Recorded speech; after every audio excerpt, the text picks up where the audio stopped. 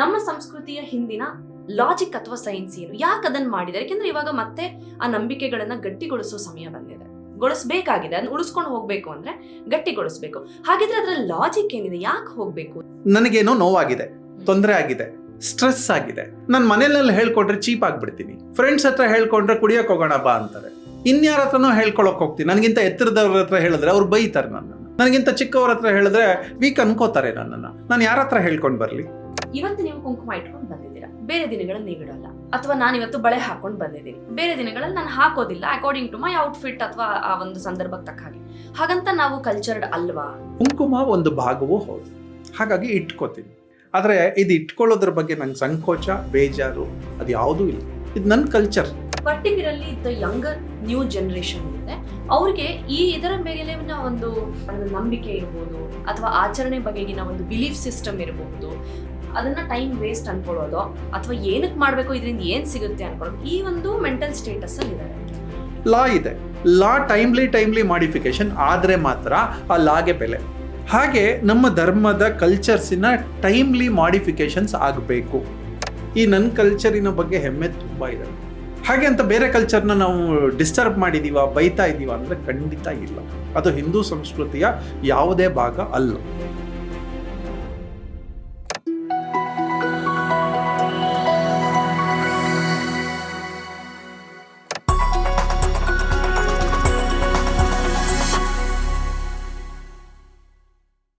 ನಮಸ್ಕಾರ, welcome to GSS ಮಾಧ್ಯಮ, ಕನ್ನಡದ ಅತ್ಯುತ್ತಮವಾದ ಆರೋಗ್ಯ ವಾಹಿನಿ.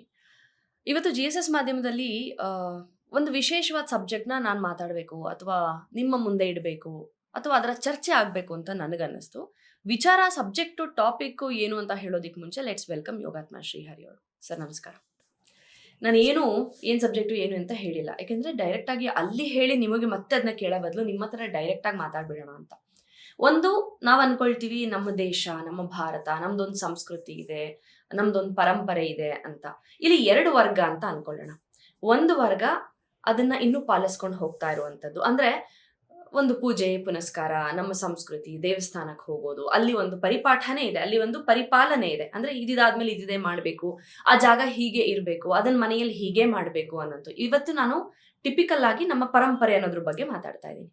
ಇನ್ನೊಂದು ವರ್ಗ ಇದೆ, ದೇವಸ್ಥಾನಕ್ಕೆ ಹೋದ್ರೇನೆ ದೇವ್ರನ್ನ ನೋಡ್ಬೇಕಾ, ದೇವಸ್ಥಾನದಲ್ಲಿ ಯಾಕೆ ಹಿಂಗೆ ಮಾಡಬೇಕು, ಅದಕ್ಕೆ ಪ್ರಶ್ನೆಗಳನ್ನ ಹಾಕುವಂಥದ್ದು. ಅದರಲ್ಲೂ ಒಂದು ಭಾಗ ಕೊಂಕೆ ಮಾಡುವಂಥದ್ದಿದೆ.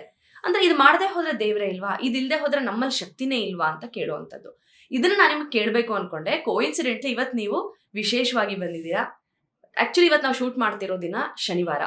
ನೀವು ವೈಟ್ ಅಂಡ್ ವೈಟ್ ಪಂಚೆನಲ್ಲಿದ್ದೀರಾ, ಶರ್ಟ್ ಅಲ್ಲಿದ್ದೀರಾ, ಅಂಡ್ ಕುಂಕುಮ ಇಟ್ಕೊಂಡು ಬಂದಿದ್ದೀರಾ. Typically you don't do on your business days. ಇದ್ರ ಬಗ್ಗೆ ಎಲ್ಲ ಒಂದಷ್ಟು ಪ್ರಶ್ನೆಗಳಿದೆ, ಅದಕ್ಕೆ ಕ್ಲಾರಿಟಿ ಕೊಡುವ ಸಮಯ ಬಂದಿದೆ ಅಂತ ಅನ್ನಿಸ್ತು. ಇದ್ರ ಮೂಲಕ ಅದಕ್ಕೊಂದು ಲಾಜಿಕ್ ಇದೆಯಾ, ಅಥವಾ ಒಂದು ಸುಮ್ಮನೆ ಬ್ಲೈಂಡ್ ಬಿಲೀಫಾ, ಸುಮ್ಮನೆ ಫಾಲೋ ಮಾಡ್ತಾ ಇದೀವಾ? ಇದೆಲ್ಲ ಪ್ರಶ್ನೆಗಳಿದೆ. ಟು ಸ್ಟಾರ್ಟ್ ವಿತ್, ಟ್ರೆಡಿಷನ್ ಅಥವಾ ಒಂದು ಸ್ಪಿರಿಚುಯಾಲಿಟಿ ಅಂದ್ರೆ ನಿಮ್ಮ ಪ್ರಕಾರ ಏನು? ಒಂದು ಕಲ್ಚರ್, ಸಾವಿರಾರು ವರ್ಷಗಳಿಂದ ಮಾಡ್ಕೊಂಡು ಬಂದಿರುವಂತಹ ಒಂದು ಅಭ್ಯಾಸ. ಈ ಅಭ್ಯಾಸಗಳಲ್ಲಿ ಎರಡು ಭಾಗಕ್ಕೆ ಇಟ್ಕೊಳ್ಳೋಣ. ಒಂದು ಅಭ್ಯಾಸಗಳು ಅವತ್ತಿಗೂ ಪ್ರಸ್ತುತ, ಇವತ್ತಿಗೂ ಪ್ರಸ್ತುತ. ಓಕೆ, ಅಂದ್ರೆ 1000 ವರ್ಷದ ಹಿಂದೆನೂ ಫೈನ್, ಇವತ್ತಿಗೂ ಫೈನ್. ಅವತ್ತಿಗೆ ಪ್ರಸ್ತುತ, ಇವತ್ತಿಗೆ ಪ್ರಸ್ತುತ ಅಲ್ಲ ಅನ್ನುವಂತಹ ಅಭ್ಯಾಸಗಳು ಇದೆ. ದೇಶ ಕಾಲ ವರ್ತಮಾನಕ್ಕೆ ಬೇರೆ ಬೇರೆ ಪ್ರಸ್ತುತವಾಗಿರುವಂತಹ ಅಭ್ಯಾಸಗಳು ಇದೆ. ಇದೆಲ್ಲ ಕಲ್ಚರ್ಸ್. ಆ ಕಲ್ಚರ್ಸ್ನ ನಾವು ಟ್ರೆಡಿಷನ್ ಅಂತಾನು ಕರೆಯೋಣ. ಅಂದ್ರೆ ನಮ್ಗೆ ಬಂದಿರುವಂಥದ್ದು, ಪೂರ್ವಜರಿಂದ ಬಂದಿರುವಂಥದ್ದು ಸಣ್ಣ ಸಣ್ಣ ಅಭ್ಯಾಸಗಳು. ಆ ಅಭ್ಯಾಸಗಳೆಲ್ಲ ಚೆನ್ನಾಗಿ ಆಗ್ತಾ ಹೋದ್ರೆ ನಾವು ಅದನ್ನ ಕಲ್ಚರ್ಸು, ಟ್ರೆಡಿಷನ್ಸ್ ಅಂತ ಕರಿತೀವಿ. ಹೌದು, ದಿನನಿತ್ಯದ ಅಭ್ಯಾಸ ಅಷ್ಟೇ. ಹೇಳಿ. ಇವತ್ತು ನಾನು ನಿಮ್ಗೆ ಒಂದಷ್ಟು ಪ್ರಶ್ನೆಗಳನ್ನ ಕೇಳಕ್ ಹೋಗ್ತಾ ಇದ್ದೀನಿ. ಅದು ನನ್ನದೂ ಆಗಿರಬಹುದು, ನಮ್ಮ ಆಡಿಯನ್ಸ್ದು ಆಗಿರಬಹುದು, ಯಾವುದೇ ವರ್ಗದ ಆಡಿಯನ್ಸ್ದು ಆಗಿರ್ಬೋದು. ಇವಾಗ ಇದೇ ಕಲ್ಚರ್ ಅಂತ ನೀವೇನು ಹೇಳಿದ್ರಿ ಅಲ್ವಾ, ಇವತ್ತು ನೀವು ಕುಂಕುಮ ಇಟ್ಕೊಂಡು ಬಂದಿದ್ದೀರಾ, ಬೇರೆ ದಿನಗಳಲ್ಲಿ ನೀವು ಇಡಲ್ಲ. ಅಥವಾ ನಾನು ಇವತ್ತು ಬಳೆ ಹಾಕೊಂಡು ಬಂದಿದ್ದೀನಿ, ಬೇರೆ ದಿನಗಳಲ್ಲಿ ನಾನು ಹಾಕೋದಿಲ್ಲ, ಅಕಾರ್ಡಿಂಗ್ ಟು ಮೈ ಔಟ್ಫಿಟ್ ಅಥವಾ ಆ ಒಂದು ಸಂದರ್ಭಕ್ಕೆ ತಕ್ಕ ಹಾಗೆ. ಹಾಗಂತ ನಾವು ಕಲ್ಚರ್ಡ್ ಅಲ್ವಾ? ಬಿಕಾಸ್ ಯೂಶಲಿ ಜನ ಅದನ್ನ ಮೆಷರ್ ಮಾಡೋದು, ನೋಡೋಣ ಯಾವಾಗಲೂ ಕುಂಕುಮ ಇಟ್ಕೊಂಡು, ತಲೆ ಬಾಚ್ಕೊಂಡು, ಬಳೆ ಹಾಕೊಂಡು ಎಷ್ಟು ಸುಸಂಸ್ಕೃತರು ಅಂತ. ನೋಡು, ಪಂಚೆ ಹಾಕೊಂಡು, ಬಿಳಿ ಶರ್ಟು, ಬಿಳಿ ಪಂಚೆ ಹಾಕೊಂಡು, ಕುಂಕುಮ ಇಟ್ಕೊಂಡು, ಕುಂಕುಮ ಇಟ್ಕೊಳ್ದೆ ಇರೋದೇ ಇಲ್ಲಪ್ಪ, ಎಷ್ಟು ಸಂಸ್ಕೃತವಂತರವರು ಅಂತಾರೆ. ಸೊ ಅವ್ರ ಕಲ್ಚರ್ಡ್ ಹೌದು ಅಲ್ಲ ಅನ್ನುವಂಥದ್ದು ಈ ಪ್ಯಾರಾಮೀಟರ್ಸ್ ಅಲ್ಲೇ ಮೆಜರ್ ಮಾಡುವಂಥದ್ದ? ಅಲ್ಲ. What you have to say or comment on that? ಮೊದಲನೇದು ನನ್ನ ಬಗ್ಗೆ ಹೇಳ್ಬಿಡ್ತೀನಿ. ಪ್ಲೀಸ್. ಶನಿವಾರ ನಾನು ಸಾಧ್ಯ ಆದಷ್ಟು ಬಿಸ್ನೆಸ್ ಮಾಡಲ್ಲ. ಇದು ನಾನು ಹುಟ್ಟಿದ ದಿನ. ನಂಗೆ ಅದಕ್ಕೊಂದು ಸಾರ್ಥಕತೆ ಬೇಕು. ಹಾಗಾಗಿ ಅವತ್ತು ನಾನು ವ್ಯಾಪಾರ ಮಾಡಲ್ಲ, ವ್ಯಾಪಾರದ ಯೋಚನೆ ಮಾಡಲ್ಲ, ಡಿಸ್ಕಷನ್ಸ್ ಮಾಡಲ್ಲ, ವ್ಯಾಪಾರವೂ ಮಾಡಲ್ಲ. ಇದು ಸುಮಾರು ವರ್ಷಗಳಿಂದ ಮಾಡ್ಕೊಂಡು ಬಂದಿದ್ದೀನಿ. ಹಾಗಿದ್ರೆ what you do on Saturdays? ಆರಾಮಾಗಿ ಊರಿನ ಕೆಲಸ, ಸ್ವಂತದ ಕೆಲಸ, ಸ್ನೇಹಿತರ ಕೆಲಸ, ಪ್ಯೂರ್ ಆಗುವಂತಹ ಕೆಲಸವನ್ನ ಇವತ್ತು ಮಾಡ್ತೀನಿ. ವಾರದಲ್ಲಿ ಒಂದಿನ ದೇವಸ್ಥಾನಕ್ಕೆ ಹೋಗಿ ಬರ್ತೀನಿ. ಪ್ರತಿನಿತ್ಯನೂ ಹೋಗಬಹುದು, ನನಗೆ ಪ್ರತಿನಿತ್ಯ ಸಮಯ ಸಿಗಲ್ಲ. ದೇವಸ್ಥಾನಕ್ಕೆ ಹೋಗ್ತೀನಿ. ಅಲ್ಲಿ ಹೋದಾಗ ಒಂದು ಅರ್ಧ ಗಂಟೆ ಇರ್ತೀನಿ. ಪ್ರಕಾರ ಚೆನ್ನಾಗಿ ಸುತ್ತ ಹಾಕ್ತೀನಿ, ತೀರ್ಥ ತಗೋತೀನಿ, ಮಂಗಳಾರತಿ ತಗೋತೀನಿ, ನನ್ನ ಕೈಲಿ ಅವತ್ತು ಏನಾಗುತ್ತೋ ಅದನ್ನ ಕೊಡ್ತೀನಿ. ಅಲ್ಲಿ ಹೊರಗಡೆ ಹೂವು ತಗೋತೀನಿ. ಅವ್ರು ಖುಷಿ ಆಗುವಷ್ಟು ಬಾರ್ಗೇನ್ ಮಾಡಿದೆ ಎಲ್ಲ ಮಾಡ್ತೀನಿ. ಇದು ಮಾಡಿದಾಗ ಕುಂಕುಮ ಒಂದು ಭಾಗವೂ ಹೌದು. ಹಾಗಾಗಿ ಇಟ್ಕೋತೀನಿ. ಕೆಲವು ಸಲ ಬರೋ ಅಷ್ಟೊತ್ತಿಗೆ ಇನ್ನೊಂದ್ಸಲ ಮುಖ ತೊಳ್ಕೊಬೇಕಾಗಿರುತ್ತೆ, ಅಳಿಸೋಗಿರುತ್ತೆ. ಆದರೆ ಇದು ಇಟ್ಕೊಳ್ಳೋದ್ರ ಬಗ್ಗೆ ನಂಗೆ ಸಂಕೋಚ, ಬೇಜಾರು ಅದು ಯಾವುದೂ ಇಲ್ಲ. ಇದು ನನ್ನ ಕಲ್ಚರ್. ಈ ನನ್ನ ಕಲ್ಚರಿನ ಬಗ್ಗೆ ಹೆಮ್ಮೆ ತುಂಬ ಇದೆ ನನಗೆ. ಹಾಗೆ ಅಂತ ಬೇರೆ ಕಲ್ಚರ್ನ ನಾವು ಡಿಸ್ಟರ್ಬ್ ಮಾಡಿದೀವ, ಬೈತಾ ಇದೀವ ಅಂದ್ರೆ ಖಂಡಿತ ಇಲ್ಲ. ಅದು ಹಿಂದೂ ಸಂಸ್ಕೃತಿಯ ಯಾವುದೇ ಭಾಗ ಅಲ್ಲ. ಖಂಡಿತ. ಸೊ ನಾವು ನಮ್ಮ ಸಂಸ್ಕೃತಿ ಹೇಗೆ ಅಂದ್ರೆ, ನಮ್ಮ ಸಂಸ್ಕೃತಿಯನ್ನ, ನಮ್ಮ ಕಲ್ಚರ್ಸ್ ಅನ್ನ, ನಮ್ಮ ಟ್ರೆಡಿಷನ್ಸ್ ಅನ್ನ, ನಮ್ಮದೇ ಪದ್ಧತಿಗಳ ಬಗ್ಗೆ ತುಂಬಾ ಗೌರವ ಇರುತ್ತೆ. ಬೇರೆ ಪದ್ಧತಿಗಳ ಬಗ್ಗೆ ಅತಿಯಾದ ರೆಸ್ಪೆಕ್ಟ್ ಇರುತ್ತೆ. ನಾವು ಯಾರನ್ನೂ ಡಿಸ್ಟರ್ಬ್ ಮಾಡಲ್ಲ. ಇದು ನಮ್ಮ ಹಿಂದೂ ಸಂಪ್ರದಾಯ. ಇಡೀ ವರ್ಲ್ಡ್ ಅಲ್ಲಿ ಹಿಂದೂ ಸಂಪ್ರದಾಯದ ಬಗ್ಗೆ ಒಂದು ಗೌರವ ಇದೆ. ಯಾಕೆ ಅಂದ್ರೆ ಇಲ್ಲಿ ಇರುವಷ್ಟು ದಾರ್ಶನಿಕರು, ಸಂತರು, ಮಹನೀಯರು, ಫಿಲಾಸಫರ್ಸು ಪ್ರಪಂಚದ ಯಾವುದೇ ಮೂಲೆಯಲ್ಲಿ. ಒಂದು ಅರಿಸ್ಟಾಟಲ್ ಬಗ್ಗೆ ಹೇಳ್ತೀವಿ, ಒಂದು ಗೆಲಿಲಿಯೋ ಬಗ್ಗೆ ಹೇಳ್ತೀವಿ, ಒಂದು ಸೈಂಟಿಸ್ಟ್ ಬಗ್ಗೆ ಹೇಳ್ತೀವಿ. ನಮ್ಮ ದೇಶದಲ್ಲಿ ಹುಟ್ಟಿದ ಎಲ್ಲ ಮೆಜಾರಿಟಿ ಜನ ಸೈಂಟಿಸ್ಟ್ಗಳೇ, ಎಲ್ಲರೂ ಸಂತರೇನೆ. ಯಾಕೆ ಅಂತಂದ್ರೆ ಇಲ್ಲಿನ ಕಲ್ಚರ್ ಹಾಗೆ ಹೇಳ್ಕೊಟ್ಬಿಡುತ್ತೆ. ಸ್ಮಶಾನಕ್ಕೆ ಕರ್ಕೊಂಡು ಹೋಗ್ತೀವಿ, ಮಕ್ಕಳನ್ನ ತೋರಿಸ್ತೀವಿ, ನೋಡಪ್ಪ ಇಷ್ಟೇ ನಶ್ವರ ಅಂತ ಹೇಳ್ತೀವಿ. ನಮ್ಮ ಸಂಸ್ಕೃತಿಯಲ್ಲಿ ಒಳ್ಳೆದನ್ನು ಪರಿಚಯ ಮಾಡಿಸಿದೀವಿ, ತಪ್ಪುಗಳನ್ನು ಪರಿಚಯ ಮಾಡಿಸಿದೀವಿ. ಹಾಗಾಗಿ ಇದರ ಬಗ್ಗೆ ಅಸಡ್ಡೆ ಬೇಡ, ದೊಡ್ಡವರಲ್ಲೂ ಬೇಡ, ಚಿಕ್ಕವರಲ್ಲೂ ಬೇಡ. ಹಾಗೆ ಅಂತ ಇದು ತುಂಬಾ ಪರಿಪೂರ್ಣನ ಅಂದ್ರೆ ಅಲ್ಲ. ಈ ಸಂಸ್ಕೃತಿ ಪರಿಪೂರ್ಣ ಅಲ್ಲ. ಯಾಕೆ ಅಂದ್ರೆ ಟೈಮ್ಲಿ ಮಾಡಿಫಿಕೇಶನ್ ಆಗ್ಬೇಕಾಗಿತ್ತು. ಲಾ ಇದೆ, ಲಾ ಟೈಮ್ಲಿ ಮಾಡಿಫಿಕೇಶನ್ ಆದ್ರೆ ಮಾತ್ರ ಆ ಲಾಗೆ ಬೆಲೆ. ಹಾಗೆ ನಮ್ಮ ಧರ್ಮದ ಕಲ್ಚರ್ಸಿನ ಟೈಮ್ಲಿ ಮಾಡಿಫಿಕೇಶನ್ಸ್ ಆಗಬೇಕು. ಹಾಗಾಗಿ ಈ ಆಚಾರ್ಯತ್ರಯರು ಮತ್ತೆ ದಾರ್ಶನಿಕರು ಇವರೆಲ್ಲ ಬಂದ್ರಲ್ಲ, ಅವ್ರ ಕೆಲಸ ಏನಿತ್ತಂತಂದ್ರೆ ಪ್ರಪಂಚದ ಅಥವಾ ಭಾರತದ ಮೂಲೆನಲ್ಲಿ ಹೋಗೋದು, ಅಲ್ಲಿರುವಂತಹ ಗುಡ್ ಪ್ರಾಕ್ಟೀಸಸ್ನ ತಗೊಂಡ್ಬರೋದು, ಅಲ್ಲಿರುವಂತಹ ನೆಗೆಟಿವ್ ಪ್ರಾಕ್ಟೀಸಸ್ ಬಗ್ಗೆ ಅವರಿಗೆ ಮನವರಿಕೆ ಮಾಡಿಕೊಟ್ಟು ಇದು ಒಳ್ಳೇದಲ್ಲ ಅಂತ ಹೇಳೋದು. ಇದನ್ನ ಮಾಡ್ತಾ ಬಂದ್ರು. ಹೆಂಗ್ ಮಾಡಿದ್ರು? ಸುಮ್ನೆ ಹೋಗಿ ಹೇರ್ ಬಿಡ್ಲಿಲ್ಲ. ಅವ್ರೇನ್ ಹೇಳಿದ್ರು, ಮಾಡುವಾಗ ಅಲ್ಲಿ ಡಿಬೇಟ್ ಮಾಡೋರು, ವಿದ್ವತ್ ಸಭೆ ಅಂತ ಮಾಡೋರು. ಇವತ್ತು ನಾವು ಸೆಮಿನಾರ್ ಅಂತ ಕರಿತೀವಿ, ಅದನ್ನ ಮಾಡೋರು. ಆ ಮಾಡಿದ ಮೇಲೆ ಎಲ್ಲರೂ ಬರೋರು, ಅವರವರ ವಿಷಯಗಳನ್ನ, ನನ್ನ ಕಲ್ಚರಲ್ಲಿ ಹೀಗಿದೆ, ಇದು ಸರಿ ಅಂತ ಹೇಳೋರು. ಇನ್ಯಾರೋ ಬಂದು ಇನ್ನೊಬ್ರು ಬರೋರು, ಬೇರೆ ಭಾಗದಿಂದ ಬರೋರು, ಇದು ಸರಿ ಅನ್ನೋರು, ನಿಮ್ದು ತಪ್ಪು ಅನ್ನೋರು. ಇದನ್ನೆಲ್ಲ ಕ್ರೋಢೀಕರಿಸಿ ಒಂದು ಫೈನಲ್ ಡಿಸಿಷನ್ಗೆ ಬರೋರು. That is amendment of the culture.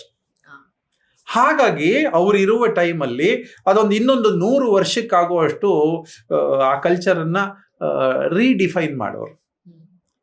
ಆಗಾಗ ಚೇಂಜ್ ಆಗ್ಬೇಕಾಗಿತ್ತು, ಆಗ್ತಾ ಇತ್ತು. ಈಗ ಏನಾಗೋಗಿದೆ ಅಂದ್ರೆ ನಮ್ಗೆ ಎಲ್ಲ ಗೊತ್ತಾಗೋಗ್ಬಿಟ್ಟಿದೆ. ಇದ್ದಕ್ಕಿದ್ದಂಗೆ ನಮ್ಮ ಕಲ್ಚರ್ಗಳನ್ನ ನಾವು ಡಿಫೈನ್ ಮಾಡಕ್ಕೂ ಹೊರಟಿದೀವಿ, ಬೈಯೋಕ್ಕೂ ಹೊರಟಿದೀವಿ. ಎಕ್ಸಾಕ್ಟ್ಲಿ. ನಾನು ಇದೇ ವಿಷಯಕ್ಕೆ ಬರ್ತಾ ಇದ್ದೆ. ಇವಾಗ ನೀವು ಹೇಳಿದ್ರಿ ಅಮೆಂಡ್ಮೆಂಟ್ ಆಗ್ಬೇಕಾಗಿತ್ತು ಅಂತ. ಬಹುಶಃ ಅದು ಆಗದೆ ಇರೋ ಕಾರಣನೋ ಏನೋ, particularly the younger new generation ಏನಿದೆ ಅವ್ರಿಗೆ ಇದರ ಮೇಲಿನ ಒಂದು ಏನಂತಾರೆ, ಅದರ ನಂಬಿಕೆ ಇರ್ಬೋದು, ಅಥವಾ ಆಚರಣೆ ಬಗೆಗಿನ ಒಂದು ಬಿಲೀಫ್ ಸಿಸ್ಟಮ್ ಇರಬಹುದು. ಅಮ್ಮ ಏನಮ್ಮ ಇದನ್ನೆಲ್ಲ ಮಾಡೋದು, ಅದನ್ನ ಟೈಮ್ ವೇಸ್ಟ್ ಅನ್ಕೊಳ್ಳೋದು, ಅಥವಾ ಏನಕ್ಕೆ ಮಾಡಬೇಕು, ಇದರಿಂದ ಏನ್ ಸಿಗುತ್ತೆ ಅನ್ಕೊಳ್ಳೋದು, ಈ ಒಂದು ಮೆಂಟಲ್ ಸ್ಟೇಟಸ್ ಅಲ್ಲಿ ಇದ್ದಾರೆ. But when it comes to, ನೀವು ಮಾತಾಡುವಾಗ ಮತ್ತೊಂದು ಹೇಳಿದ್ರಿ, ದೇವಸ್ಥಾನಕ್ಕೆ ಹೋಗ್ತೀನಿ ನಾನು ಶನಿವಾರದೊತ್ತು, ವಾರಕ್ಕೊಮ್ಮೆ ಹೋಗ್ತೀನಿ ಅಂತ. ಈ ಪ್ರೆಸೆಂಟ್ ಜನರೇಷನ್ ಗಮನದಲ್ಲಿ ಇಟ್ಕೊಂಡು ನಮ್ಮ ಸಂಸ್ಕೃತಿಯ ಹಿಂದಿನ ಲಾಜಿಕ್ ಅಥವಾ ಸೈನ್ಸ್ ಏನು, ಯಾಕೆ ಅದನ್ನ ಮಾಡಿದ್ದಾರೆ? ಯಾಕೆಂದ್ರೆ ಇವಾಗ ಮತ್ತೆ ಆ ನಂಬಿಕೆಗಳನ್ನ ಗಟ್ಟಿಗೊಳಿಸೋ ಸಮಯ ಬಂದಿದೆ, ಗೊಳಿಸ್ಬೇಕಾಗಿದೆ. ಅದನ್ನ ಉಳಿಸ್ಕೊಂಡು ಹೋಗ್ಬೇಕು ಅಂದ್ರೆ ಗಟ್ಟಿಗೊಳಿಸ್ಬೇಕು. ಹಾಗಿದ್ರೆ ಅದ್ರ ಲಾಜಿಕ್ ಏನಿದೆ? ಯಾಕೆ ಹೋಗ್ಬೇಕು? ದೇವಸ್ಥಾನದಲ್ಲಿ ಏನಷ್ಟೆಲ್ಲ ಪ್ರಕ್ರಿಯೆಗಳಿದೆ. ಹೋಗ್ತೀವಿ, ನಮಸ್ಕಾರ ಮಾಡ್ತೀವಿ, ಮಂಗಳಾರತಿ, ತೀರ್ಥ ತಗೋತೀವಿ, ಪ್ರದಕ್ಷಿಣೆ ಹಾಕ್ತಿವಿ, ಗಂಟೆ ಬಾರಿಸ್ತೀವಿ. ಎಲ್ಲದ್ರ ಹಿಂದೆ ಒಂದು ಲಾಜಿಕ್ ಇದೆಯಾ? ನೀವು ಕಂಡಿಡ್ಕೊಂಡಿದ್ದೀರಾ? ಅದು ಏನು ಅಂತ ತಿಳಿಸ್ಬೋದಾ? ಇದೆ. ಎಲ್ಲದಕ್ಕೂ ಒಂದು ಸೂಕ್ಷ್ಮ ಮತ್ತೆ ಒಂದು ಸ್ಥೂಲವಾದ ಕಾರಣಗಳಿದೆ. ಓಕೆ, ಅಂದ್ರೆ ಒಂದು ಲಾಜಿಕಲ್, ಒಂದು ಸೈಂಟಿಫಿಕಲ್, ಎರಡೂ ಇದೆ. ಫಸ್ಟ್ ಯಾಕೆ ದೇವಸ್ಥಾನಕ್ಕೆ ಹೋಗ್ತೀವಿ? ದೇವಸ್ಥಾನಕ್ಕೆ ಹೋಗಿಲ್ಲ ಅಂತ ಅನ್ಕೊಳ್ಳೋಣ, ನಿಮಗೆ ನಂಬಿಕೆ ಇಲ್ಲ, ಹೋಗಿಲ್ಲ ಅಂತ ಅನ್ಕೊಳ್ಳೋಣ. ಡಿಸ್ಟರ್ಬ್ ಆದ್ರಿ, ಏನೋ ಡಿಸ್ಟರ್ಬೆನ್ಸ್ ಆಯ್ತು, ಎಲ್ಲಿಗೆ ಹೋಗ್ತೀರಿ ನೀವು? ನಮ್ಮ ಮನ್ಸು ಹೀಗೆ ಇದೆಯಾ ಬೆಳಗ್ಗೆಯಿಂದ ಸಂಜೆವರೆಗೂ ಫಾರ್ ದ ಅನದರ್ 100 years ಹೀಗೆ ಇದೆಯಾ? ಇಲ್ಲ, ಬೆಳಗ್ಗೆಯಿಂದ ಸಂಜೆವರೆಗೂ 100 ಸಲ ಡಿಸ್ಟರ್ಬ್ ಆಗತ್ತೆ. ಈಗ ನಿಮಗೆ ಒಂದ್ ಸ್ವಲ್ಪ ನೆಮ್ಮದಿ ಬೇಕು, ಎಲ್ಲಿಗೆ ಹೋಗ್ತೀರಿ? ನೀವ್ ಹೇಳ್ತಾ ಇರೋದು ಈಗ ಯಾರೋ ಒಬ್ರು ಕ್ಲೋಸ್ಡ್ ಒನ್ ಇದಾರೆ, ಅವ್ರ ಹತ್ರ ಶೇರ್ ಮಾಡ್ಕೊಳಕ್ ಆಗದೇ ಇರೋ ಸಂದರ್ಭದಲ್ಲಿ ಇದು ಲಾಸ್ಟ್ ರೆಸಾರ್ಟ್ ಇಸ್ ಹಿಯರ್ ಅಂತ. ಲಾಸ್ಟ್ ರೆಸಾರ್ಟ್ ಅಲ್ಲ, ನನ್ನ ಪ್ರಕಾರ ಅದು ಫಸ್ಟ್ ರೆಸಾರ್ಟ್. ನಾವು ಅರ್ಥ ಮಾಡ್ಕೊಂಡಿಲ್ಲ ಅಷ್ಟೇ. ಈಗ ನನಗೇನೋ ನೋವಾಗಿದೆ, ತೊಂದರೆ ಆಗಿದೆ, ಸ್ಟ್ರೆಸ್ ಆಗಿದೆ. ನಾನು ಮನೆಯಲ್ಲಿ ಹೇಳ್ಕೊಂಡ್ರೆ ಚೀಪ್ ಆಗ್ಬಿಡ್ತೀನಿ.